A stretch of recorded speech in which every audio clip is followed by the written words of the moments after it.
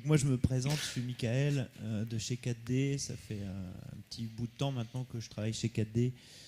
Ça fait une quinzaine d'années.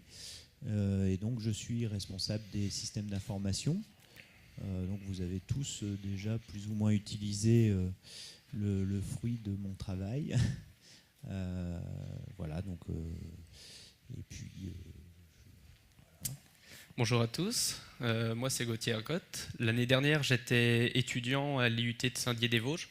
Je faisais une licence pro Internet et médias mobiles et j'ai eu des cours de 4D dispensés par Michael. L'univers m'a plu et du coup j'ai eu envie de faire mon stage de fin d'année chez 4D et c'est comme ça que je suis rentré dans l'entreprise.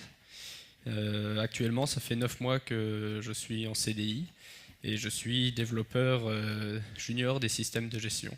Donc je m'occupe des projets internes, et je reprends les projets sur lesquels Michael travaille et j'en fais d'autres, dont celui que nous allons parler aujourd'hui, qui s'appelle 4D Dashboard. C'est un outil de monitoring qui permet de surveiller d'autres applications. Alors en fait, ce projet, il est né puisque en tant que responsable des systèmes d'information, j'étais forcément tenu de surveiller les différentes applications que j'ai sous ma responsabilité, des applications forcément en 4D, hein, puisque chez 4D, on préfère utiliser 4D. Et donc, dans ce travail de surveillance de mes applications, j'avais certains besoins. Toujours savoir si mon application est bien disponible pour les utilisateurs. Toujours bien vérifier que l'espace disque n'était pas manquant, hein. On a tous été confrontés à une base de données qui gonfle d'année en année et un jour on est surpris mais il n'y a plus beaucoup d'espace disque. Et puis surveillance aussi un petit peu de comment se comporte le cache. Hein, c'est toujours aussi une gymnastique de savoir comment bien dimensionner le cache de notre application. Donc voilà, pouvoir surveiller un petit peu comment ça se passe.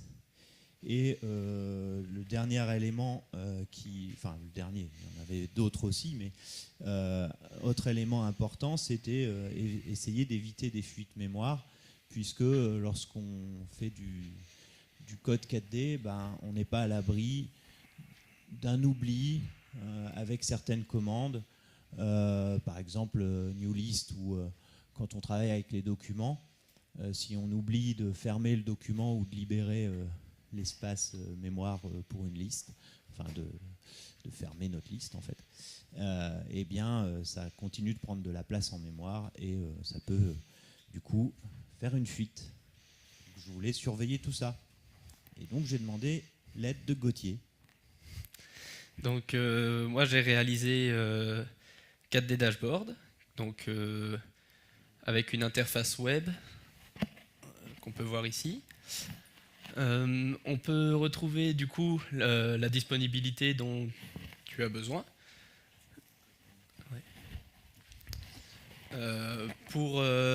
Sur les dernières 24 heures ou depuis une certaine date à laquelle on peut réinitialiser.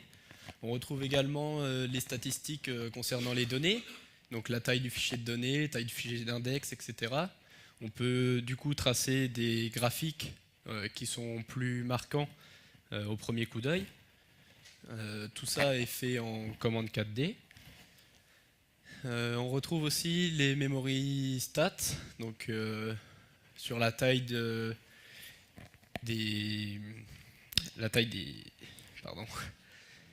la mémoire tout simplement.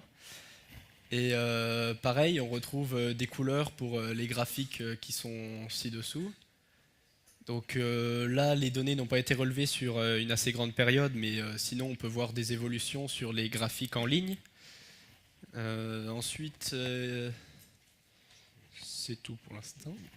Par exemple, si on veut voir, alors je sais plus lequel c'est parce que là l'écran est petit en fait, hein, mais celui le cache. Oui. Ouais, donc le cache est là. Quand on a des problèmes de dimensionnement de cache, on va le voir tout de suite sur le graphique. Bon, enfin, je pense que vous avez l'habitude probablement de regarder des graphes pour la mémoire cache. Mais donc on va voir tout de suite que le graphique n'est pas homogène et donc qu'il y a un problème de dimensionnement du cache.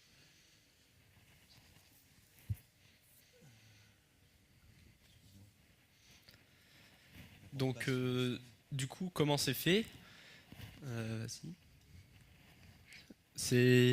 Imaginons que vous ayez une architecture avec 4 applications. Il suffit d'ajouter le composant Simon que j'ai réalisé sur chacune des applications. Et avec 4D Dashboard, je vais interroger via des requêtes HTTP les différents composants.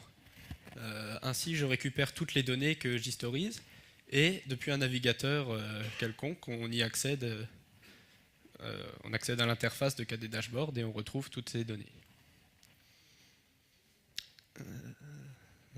Donc, pour l'installer, il suffit, donc comme je l'ai dit, d'ajouter le composant dans l'application et d'ajouter seulement 2 lignes. Donc la première dans la méthode sur ouverture et ou sur démarrage serveur en fonction de vos besoins. Donc c'est cette ligne-là qui va initialiser le composant. Et dans la méthode sur authentification web, il faut ajouter une autre ligne de code qui permet de rediriger les requêtes HTTP vers le composant pour que lui récupère les statistiques et les renvoie à 4D Dashboard.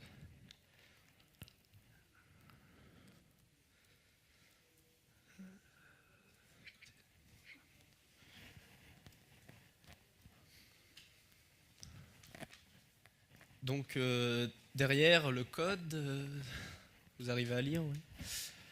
Donc, c'est pas obligatoire on va pas vous le faire apprendre par cœur.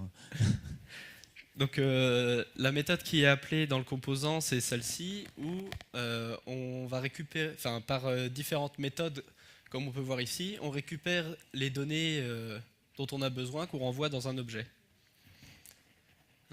Par exemple, on peut aller voir la méthode addBackup, qui permet d'ajouter les informations concernant la dernière sauvegarde. Donc toutes les méthodes qui sont appelées dans la méthode précédente fonctionnent de la même manière. On a une première partie qui récupère des données, donc là comme ici avec la commande getBackup et information, donc qui va récupérer des informations sur la dernière sauvegarde, et ensuite une partie dans laquelle je formate toutes ces informations dans un objet. Ainsi cet objet je peux le renvoyer par référence dans $1 et le retrouver dans la méthode précédente, là où j'ajoute toutes les informations, et je renvoie le tout à 4D Dashboard.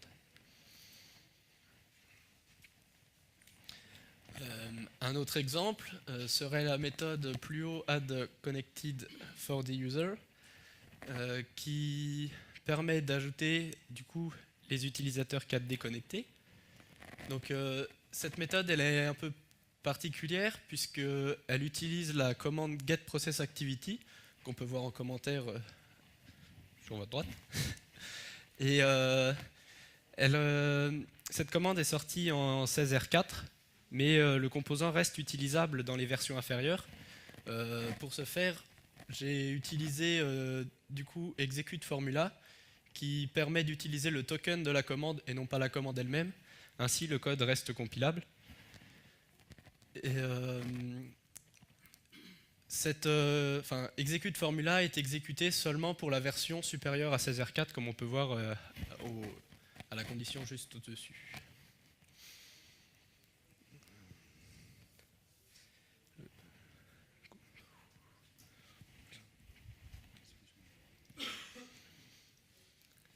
Donc il y a, comme je viens de lire, la commande getProcessActivity ou lire activité process en français, qui est arrivée en 16R4. Il y a également getLicenseInfo ou lire information système, lire information licence, et qui est arrivé en 16R4 également, qui permet d'avoir des informations sur la licence courante.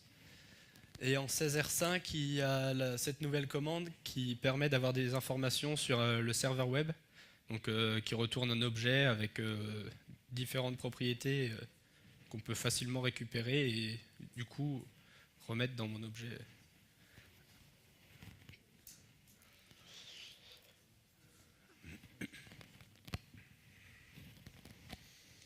Alors, suite à ça, j'ai trouvé ça très intéressant d'avoir tous ces métriques qui me permettent d'avoir un état de santé de mes applications. Alors là, on vous en montre une, mais cette application, enfin ce dashboard permet de voir ces mêmes métriques pour d'autres applications, pour plusieurs applications. Et en fait, un besoin supplémentaire s'est présenté, c'était quelque chose d'un peu plus propre à chaque application. J'ai besoin de vérifier quelque chose sur une application particulière, mais pas sur les autres. Un truc très spécifique à mon application. Et donc, Gauthier, est-ce que tu as une solution à ça ? Eh ben, pour ce faire, j'ai implémenté du coup des custom métriques. Donc, il suffit de rajouter quelques lignes de code pour avoir des informations spécifiques justement à une application. Ouais, vas-y. Donc un custom metric, c'est quoi? C'est une méthode spécifique à une application qui calcule un résultat et ce résultat sera récupéré en même temps que les autres données et affiché du coup sur l'interface web du 4D dashboard. Donc pour ce faire, pour ajouter vos custom metrics, il suffit d'écrire évidemment la méthode à appeler. Il faut, très important, qu'elle soit partagée entre la base hôte et le composant. Ensuite, vous devez adapter le code d'initialisation de Simon, donc la ligne qu'on a vue précédemment. Il faut rajouter une partie dans l'objet, enfin des propriétés dans l'objet qu'il faudra du coup initialiser. Donc, le plus clair, c'est que je vous montre.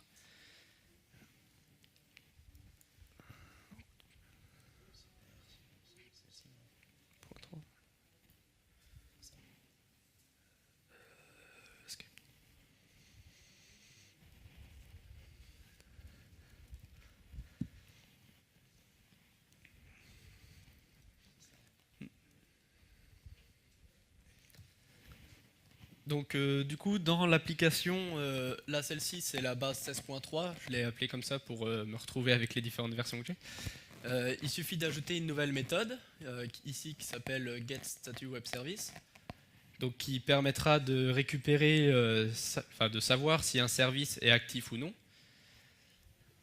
Parce que notre application par exemple doit interroger un service pour récupérer un taux de change, etc. Et ça peut changer, donc c'est un web service.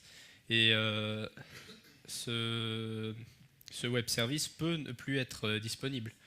Donc là, avec le custom metric, on rajoute une ligne de code qui permet de vérifier si le service est en ligne. Donc avec une requête HTTP, on récupère la réponse. En fonction de la réponse, on le met dans un objet résultant avec la valeur et le type. Donc là, on passe la réponse obtenue par l'appel au service dans l'objet et on pourra le récupérer du coup côté dashboard. Donc là, on a placé les différentes propriétés dans un objet et cet objet, on l'envoie, on le passe à $0 pour le récupérer de l'autre côté. Je ne vais pas vous apprendre 4D.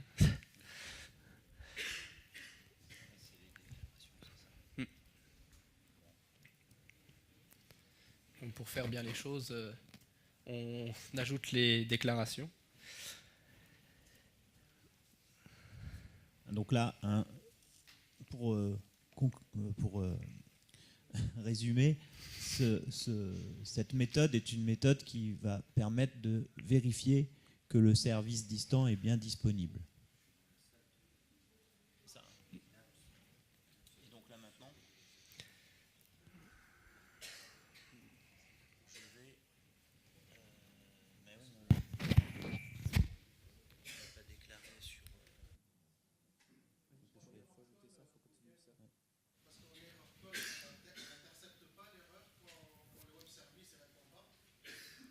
Si, il va intercepter l'erreur, mais là le but c'est de la voir apparaître sur le dashboard.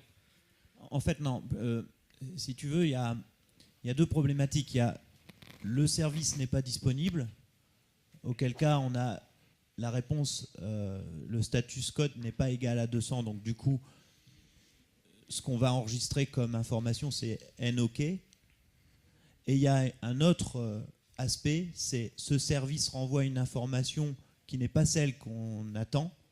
Dans ce cas-là, TXT response va contenir le résultat de ce service, hein, qu'on va pouvoir du coup vérifier. La deuxième étape, donc du coup, il faut qu'on le commente, ça je le mets sur ouverture de l'application. Donc là ensuite il faut ajouter le code, modifier le code d'initialisation qu'on a vu au début. Donc dans la méthode base sur ouverture.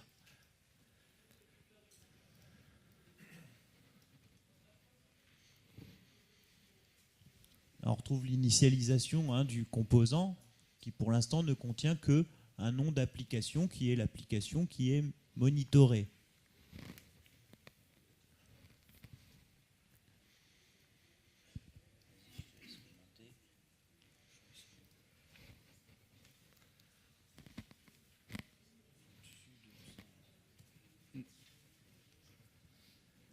Donc là je construis un objet dans lequel je passe le nom de la méthode de mon custom métrique.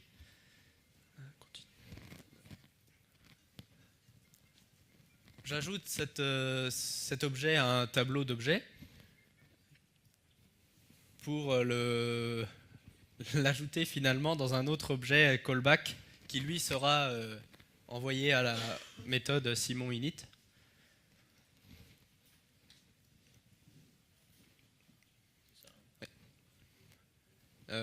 À l'endroit où il y a la chaîne vide, il est possible de passer un numéro de version de votre application, pareil pour le retrouver côté dashboard. C'est un numéro que vous-même avez décidé pour cette application. Initialisation. Donc là, en live, on vous crée un custom métrique. Donc là, je passe sur le... Donc ça, c'est la partie, donc, le dashboard qui va interroger les différentes applications. C'est ça. Ouais. Donc en rafraîchissant du coup les données, on va récupérer tout en bas. Ouais, tu peux le chercher. Custom. Non, t'as pas redémarré. Ah oui. Vu que du coup elle est initialisée dans la méthode sur ouverture, il faut redémarrer la base monitorée.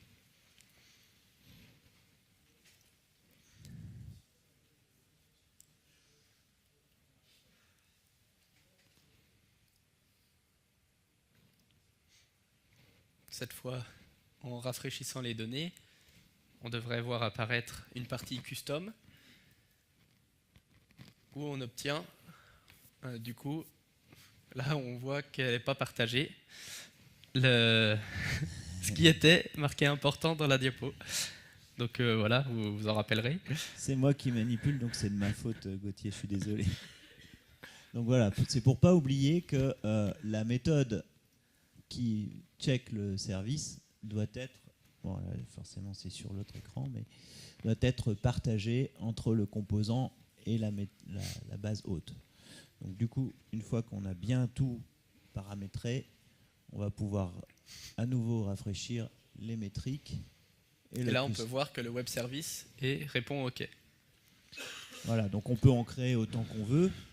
Et du coup, on peut surveiller très précisément des choses spécifiques à chaque application.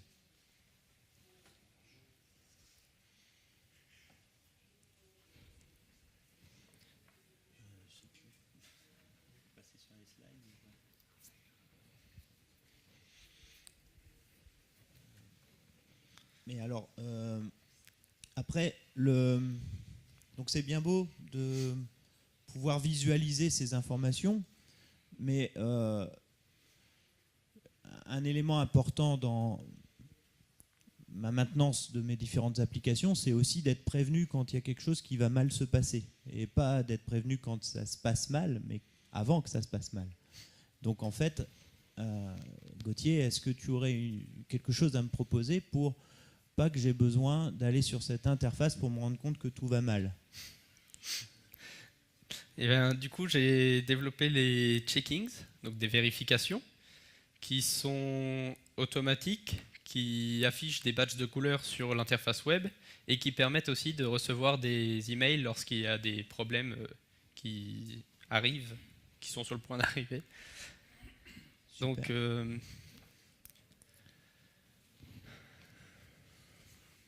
faut que j'aille où là? Donc là, sur la gauche, on peut voir la partie checkings. Donc en se rendant dedans, on retrouve, là il n'y en a que 3 de définis. Donc on va en mettre un sur, par exemple, notre web service. Donc dans la liste, on va choisir, enfin on peut voir déjà qu'il y a, en fonction sur le nombre d'enregistrements, sur la gestion de l'application, sur le composant en lui-même. Et en bas, il y a le custom checking, qui lui est sur les custom metrics. Donc en l'ajoutant, on peut le renommer. Donc là, pour le custom checking, il est important de le renommer puisqu'il peut être ajouté plusieurs fois, donc il ne faut pas qu'ils aient le même nom. Donc là, on peut mettre web service is alive. Enfin non, justement, is dead. Ouais, en français si tu veux. Oui, on est en français. Donc pendant ce temps, on peut voir en dessous, en gras, c'est la condition qui est exécutée derrière dans le code. Donc le custom metric qui a le nom name est différent de ce qu'on attend en var. Donc là, il faut ajouter les paramètres, comme il est en train de le faire, au format JSON. Donc le name qui est du coup web service is alive. Je vais prendre mes 2 mains. Majuscule. Et la var qu'on attend, c'est OK. Donc du coup, lorsque on obtiendra une variable différente de OK, ça voudra dire qu'il y a un problème. Et dans ce cas, le checking se déclenchera et il est possible de recevoir un mail ou de l'afficher sur le web, tout simplement. Pour les checkings, on peut définir le type. Donc soit c'est un rappel, soit c'est vraiment, il faut faire attention, il va y avoir un problème, soit c'est vraiment une erreur. Là, pour le coup, c'est vraiment une erreur puisque notre web service peut être très important. La partie regularly et daily, ça permet de faire la vérification des checkings soit en même temps que le rafraîchissement des données, soit quotidiennement une fois par jour, dont l'heure est définissable dans les prefs. Donc pour être bien précis, on peut créer des checkings sur la totalité des métriques déjà présents pour toute application, les métriques communs, et on peut créer aussi des checkings pour des custom métriques comme celui-ci, et on peut en avoir plein. Là, je fais quoi? Ah oui. Donc tu peux revenir dans les métriques. Ah, oui. Redémarre d'abord.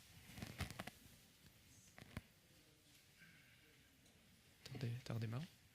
Comment? T'as redémarré? Non, pas encore. Donc là... Donc on a... Non, la R3. On a fait une application du coup qui répond à ce web service. Et on va couper ce web service pour justement voir l'affichage d'un checking. Donc là, si on rafraîchit, le web service est coupé. Du coup, on se retrouve avec le web service, il est KO. C'est ce qu'il a répondu. C'est le problème. Et du coup, on peut voir en haut qu'on obtient l'erreur, que le custom metric du coup n'est pas ce qu'on attendait. On aurait pu aussi décider de recevoir un mail, et dans ce cas, on aurait été prévenu par mail comme quoi le service est mort, il faut agir. Donc là, c'est vraiment une erreur, c'est pas un warning. Voilà, je suis très content parce que maintenant, quand j'ai une application qui commence à aller mal, je reçois un mail je peux aller voir sur cette interface et je vois tout de suite ce qui se passe pas bien. C'est ça, hein? C'est ça. Mais si je dis pas de bêtises, enfin oui, la suite du truc, c'est il y a une autre notion qui parfois me chagrine dans mes développements. Qu'est-ce que je dois faire? Je ne sais plus. Ah oui, voilà, c'est ça. Alors en fait, on teste celle-ci. Faut que je la mette. Comment? Alors il y a un cas qui arrive assez fréquemment, c'est dans le développement, parfois il y a des conditions, enfin des erreurs qui ne peuvent jamais se produire. On a souvent ce cas-là. Si, par exemple ici, je cherche dans ma table country le pays France, je sais très bien que dans mes données, j'ai bien un enregistrement pour le pays France. En théorie, ça ne peut pas arriver que je ne trouve pas mon pays France, et encore moins que j'en trouve deux. Donc, généralement, j'écris mon code comme ça. Bon, voilà. Si j'en trouve pas, bah, peut-être qu'il va falloir que je le crée. Si j'en trouve un, bah, c'est parfait, je travaille. Et si j'en trouve plusieurs, là, généralement, je mets un petit commentaire en disant ici, je ne devrais jamais passer. Ça n'arrivera jamais. Sauf que ce qui n'arrivera jamais, parfois, on se rend compte qu'il y a un bug et puis bah, on est tombé pile poil dans le truc où on ne devait jamais passer. Et ça, pour l'instant, il y a plein de solutions, mais enfin, il y a plein d'idées. Et bah, j'ai demandé l'aide aussi de Gauthier pour essayer de trouver quelque chose qui pourrait m'aider à déceler ces fameuses erreurs impossibles.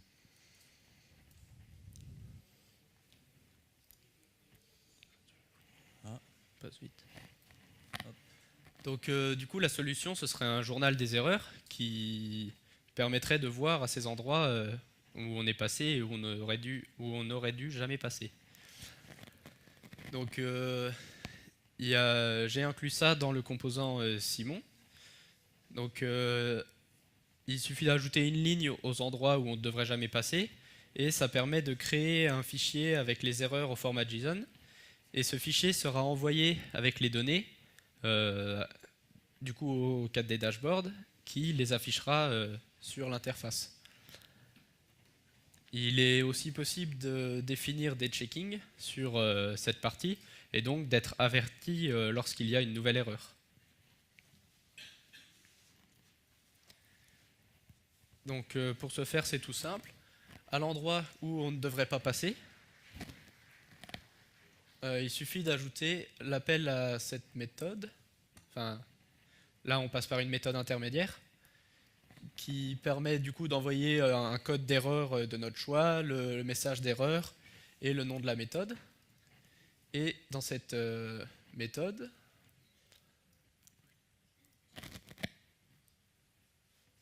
on définit toutes les propriétés d'un objet qu'on envoie ensuite à la méthode du composant. Cette méthode du composant va ajouter du coup les différentes informations dans un fichier au format JSON, comme je l'ai dit juste avant, et ce format JSON sera récupéré par le dashboard lors des requêtes HTTP. On peut montrer un exemple de fichier. Enfin, il faut le générer du coup. La méthode d'avant. Donc on retourne dans la méthode précédente. Dans le test, voilà. Tu l'exécutes. Non, laisse. Ouais, c'est fait exprès.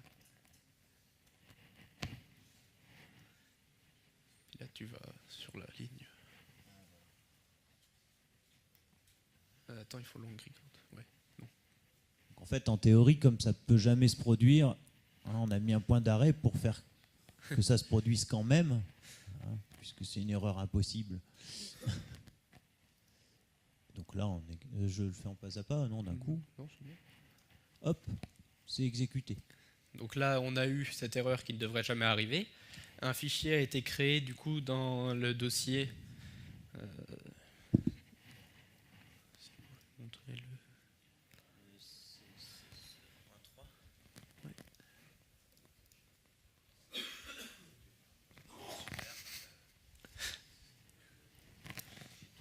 Donc dans le dossier de la base, à côté des données, j'ai créé un dossier Simon Reports dans lequel se trouve un fichier ici qui s'appelle Current Reports et qui contient du coup les informations.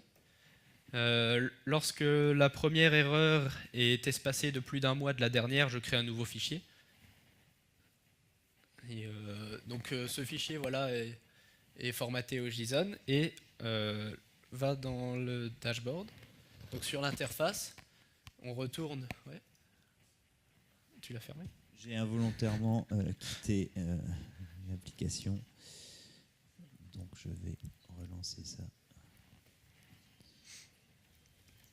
Donc sur l'interface du dashboard, on rafraîchit les données et on va obtenir du coup une nouvelle section qui contient cette erreur. Alors hein, je précise quand même que là le refresh métrique on l'utilise jamais normalement, hein, ça se fait tout seul régulièrement. Oui. Hein.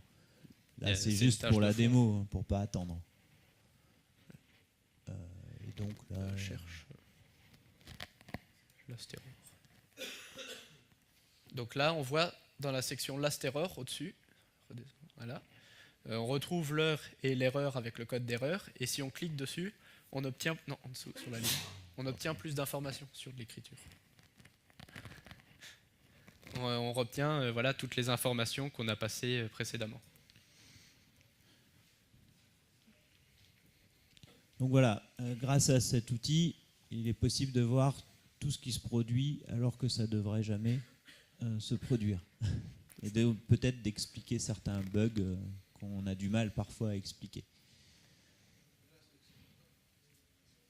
Là, ça n'explique pas, non. Non. Ça permet de le voir, déjà. Ouais, ça met sur la voie.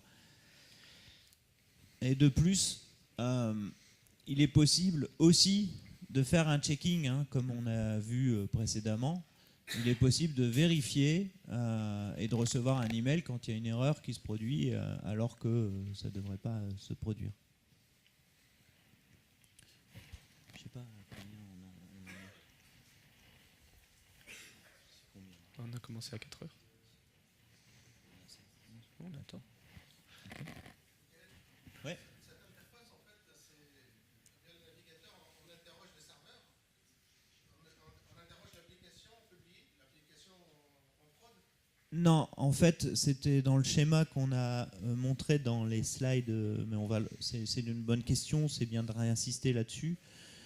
En fait, voilà, on a une application 4D qui s'appelle 4 Dashboard, qui est une application autonome hein, à part entière qui nous sert ces pages web-là. Et cette application for Dashboard va interroger les différentes applications à monitorer. Voilà.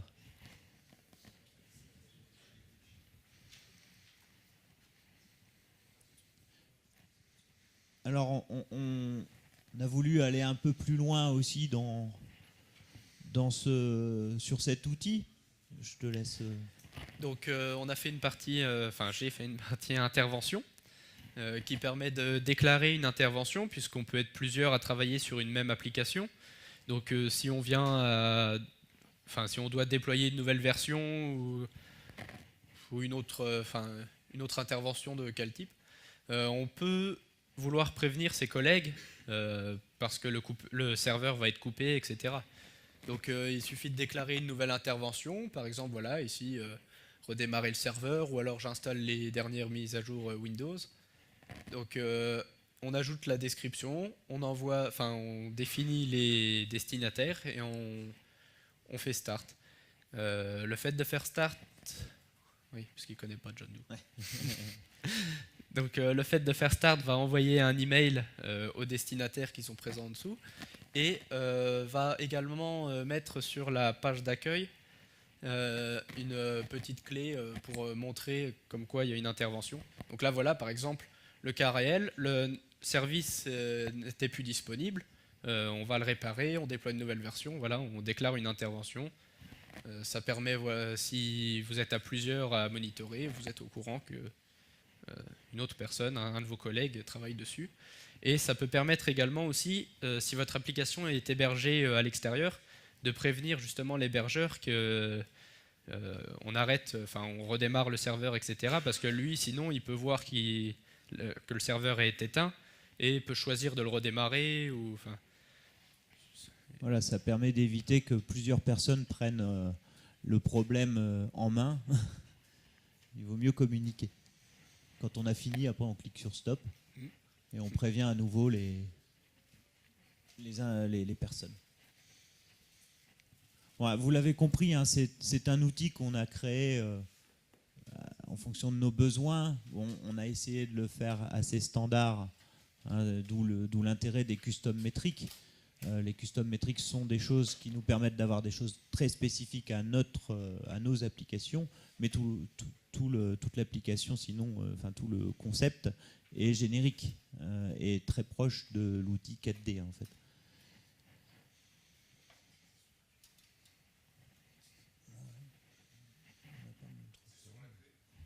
Oui. Alors oui, je ne sais pas, peut-être on peut en parler de ça. Sur la clé, vous avez tout le code. Vous avez aussi les versions compilées pour vous en servir directement et une documentation qui explique comment améliorer, comment changer certaines parties pour l'adapter à vos besoins. Libre. À partir de la 16.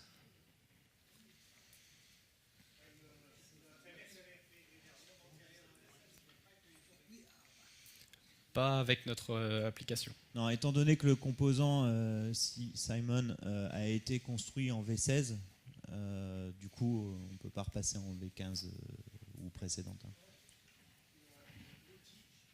C'est l'outil qui interroge les applications.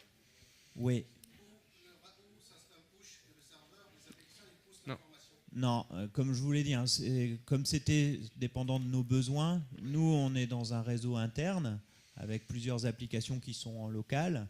Donc du coup, on a choisi d'interroger les applications et ce qui a motivé c'était moi qui avais imposé un petit peu ça à Gauthier. Ce qui m'a motivé, c'était d'essayer d'impacter un minimum l'application monitorée. L'application monitorée n'a rien à faire, elle a juste à répondre. Si j'ai envie, si je vois qu'il y a un souci, que c'est pas je veux dire, je peux couper le truc très facilement du coup, si on n'interroge plus, l'application ne fait rien. Il n'y a pas de cron ou de choses comme ça qui tournent. Par contre, vu que le mécanisme que Gauthier a mis en place est basé sur les objets et du code assez simple à lire et à comprendre, il est assez facile de se construire soi-même la communication dans l'autre sens. Hein, le code est fourni, hein, donc libre à vous très facilement de créer votre propre cron sur votre application monitorée à l'intérieur même du composant, hein, et du coup d'envoyer les informations sur un serveur central. Alors là, est-ce qu'il faut une licence web pour chaque base interrogée? Alors effectivement, nous dans notre contexte, on a des applications qui ont déjà un serveur web, hein, donc du coup on a profité de ces licences web. Là effectivement c'est une des contraintes de cette façon de faire, c'est que chaque application monitorée devra avoir sa propre licence web. Vous avez compris que je suis très intéressé par franchement cette base, ce corps technique nous-mêmes pour proposer ça dans nos clients. C'est très intéressant. C'est pour ça que j'insiste beaucoup. Et comme on a beaucoup de clients, donc ils peuvent être intéressés. Une base simple, assez simple à exploiter. Donc tous les développeurs ils sont pas 20 ans d'expérience, c'est très bien. Par contre, comme dit monsieur, c'est vrai que le fait que c'est un POP, c'est pas un push, ça nécessite une licence web service. Donc on peut proposer cet outil effectivement aux clients en leur insister sur le fait qu'ils peuvent changer la Ouais. direction et qu'au lieu de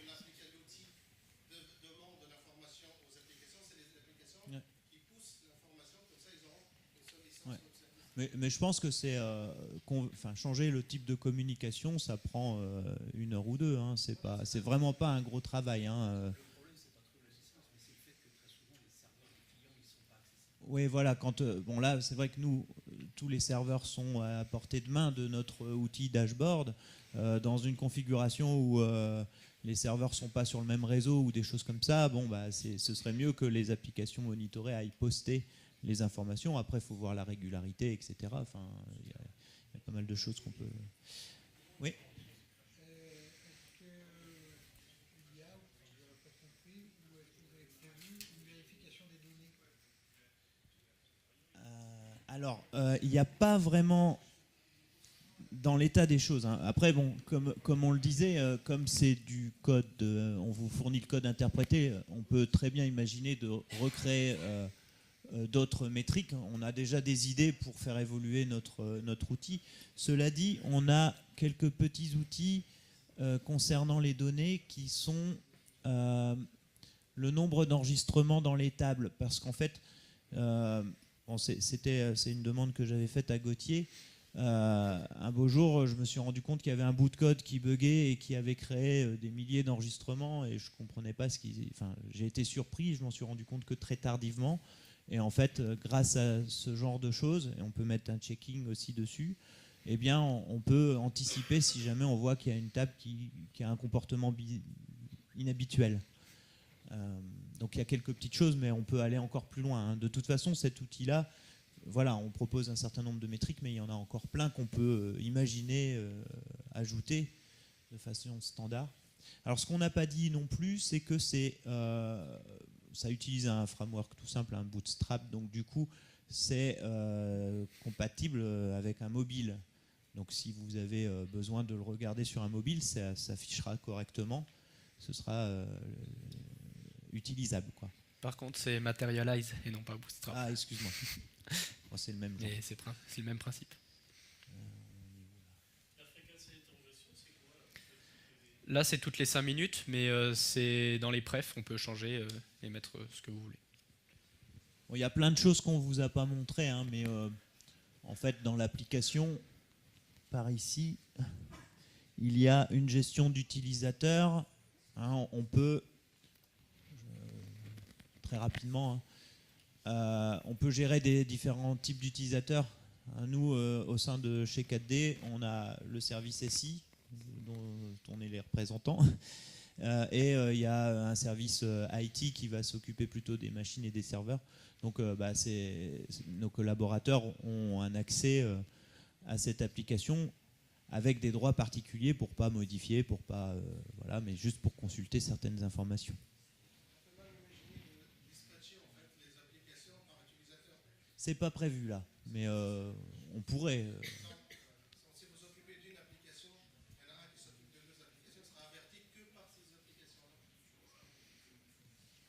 Pour l'instant, c'est pas prévu.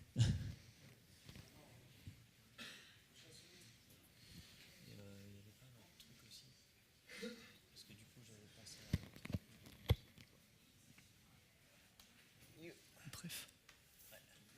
Ouais, voilà. En fait, hein, il y a tout un panneau de préférences accessible que par les utilisateurs qui ont les droits pour définir voilà, la fréquence de vérification, à quelle heure ça vérifie quand c'est une vérification tous les jours, ou des trucs comme le timeout aussi.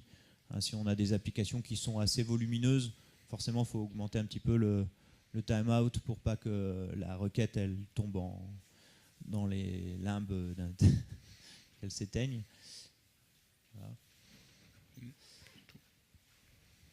Voilà, donc on le reprécise, tout ça c'est fourni, c'est entre guillemets cadeau, vraiment entre guillemets, et c'est évoluable, enfin vous pouvez le... Et pourquoi pas, on peut même partager, hein, si certains d'entre vous ont des idées, qu'ils intègrent des choses, on peut en parler sur le forum, on peut même envoyer sur le forum, ah bah voilà, j'ai fait ça, est-ce que ça vous intéresse, hein. Et puis ouais, il faut que je parle de ça, c'est ça qu'on me dit. Il faut aller évaluer la session pour dire que c'était très bien. Ici, n'hésitez pas à dire que c'était super. Gauthier, voilà, je fais une petite parenthèse parce que franchement, Gauthier, hein, il a découvert 4D il y a 1 an et demi maintenant. Ouais. Et comme quoi 4D, c'est vraiment une technologie exceptionnelle. Je suis très convaincu de ce produit. Alors, il a été vraiment très rapide à se l'approprier.